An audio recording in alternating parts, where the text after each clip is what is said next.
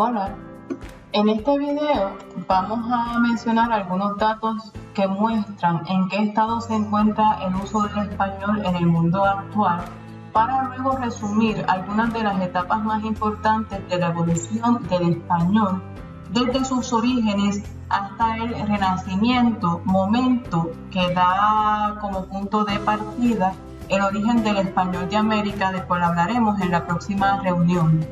Si tú estás matriculado en esta clase, probablemente el español sea tu lengua materna o por el contrario domines este idioma como una segunda lengua, como un idioma extranjero. ¿Sabías que ese hecho te permitiría comunicarte con más de 585 millones de personas alrededor del mundo?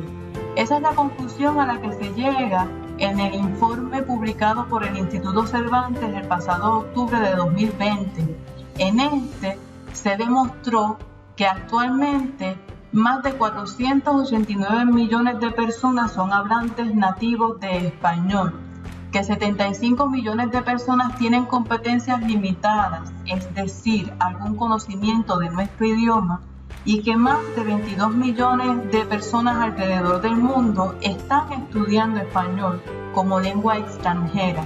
Esos datos no solo demuestran el aumento en el número de hablantes de nuestra lengua alrededor del mundo, sino también que ha permitido proyectar qué transformaciones eso podría ocasionar en el futuro. Por ejemplo, se proyecta que para el 2060 Estados Unidos, un país en que el español no es lengua oficial, se convierte en el segundo lugar con más hispanohablantes en el mundo.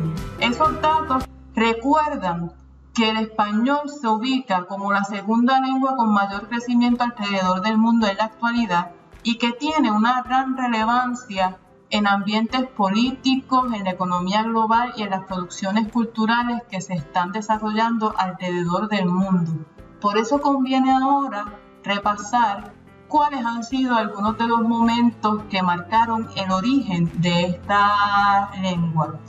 Si quisiéramos llegar al momento cero, al inicio, habría que remontarse a la época prerromana. En ese momento, la zona de Iberia, que es el territorio que está conformado por lo que hoy conocemos como España y Portugal, estaba poblada por los pueblos como los lusitanos, los vascones, los celtas, los fenicios y los griegos, entre otros. Y sus aportaciones todavía perduran. Por ejemplo, usamos palabras como pizarra, manteca, perro, Iberia y balsa, que eran vocablos que provienen de esa época prerromana. Otro momento determinante se da a partir de la conquista de Iberia a manos del Imperio Romano a partir del 218 a.C. Como resultado de ese proceso, Iberia cambia de nombre, ahora ese territorio empieza a llamarse Hispania y se impone el latín vulgar como lengua franca. Una lengua franca es la que se utiliza en las comunicaciones e interacciones de los hablantes en su vida cotidiana. Ese latín vulgar va a ir proliferando, conviviendo con distintas variaciones que van a explotarse cuando inicia el periodo que marca la decadencia del Imperio Romano. Cerca de los años 100 y 476 después de Cristo, en ese periodo de tiempo, Hispania va a ser invadida por pueblos como los visigodos, los germánicos, los llamados pueblos bárbaros, y como consecuencia tanto de la caída del Imperio Romano como de esa entrada de distintos pueblos con diferentes culturas, aquel latín vulgar que se había impuesto como lengua franca en la época romana empieza a variar de tal forma que da como resultado el surgimiento de unas nuevas lenguas, son las llamadas lenguas romances. Por ejemplo, el español, el francés, el italiano, el portugués, entre otras lenguas que se hablaban en la región y que en ese momento de la historia fueron consideradas como dialectos. Todas esas variantes convivieron, se hablaron, fueron evolucionando En el caso del español es importante un evento que acontece en el siglo X. ¿Por qué? Porque es el momento en el que las lenguas romances, incluida el castellano, empiezan a registrarse en la escritura.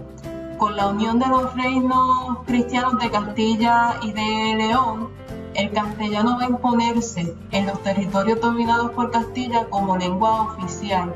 Esto como un mecanismo de control para evitar que esos territorios que iban siendo ganados en la Guerra de la Reconquista volvieran a sublevarse. En el siglo XII, en el caso del castellano, van a predominar las vacilaciones.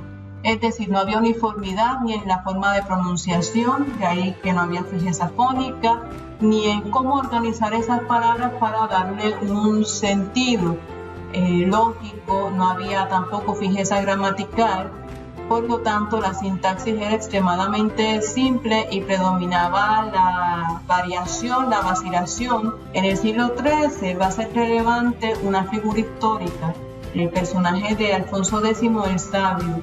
¿Por qué?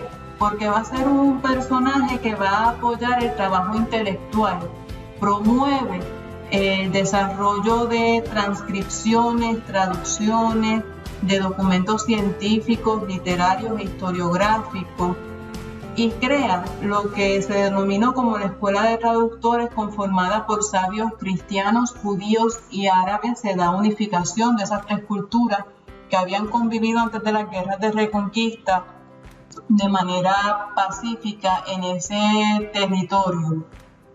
Al pasar este proceso al castellano se incorporan muchos de esos documentos de la cultura clásica que van a ser la base para el enriquecimiento de la lengua. Por ejemplo, empieza a marcarse en el siglo XIV, cuando se superan muchas de aquellas vacilaciones o variedades lingüísticas y el castellano va cobrando uniformidad. Eso va a posibilitar el desarrollo de un trabajo muy rico y muy productivo a lo largo del siglo XV. Estamos ya en pleno Renacimiento. En ese periodo, los intelectuales que trabajaban en castellano se interesan también por la cultura grecolatina e incorporan giros sintácticos del latín, del griego clásico al castellano. A su vez, esa evolución por parte de la lengua culta va a convivir y a fusionarse con las aportaciones populares que empiezan a registrarse también en las creaciones artísticas, y eso va enriqueciendo y nivelando esa lengua.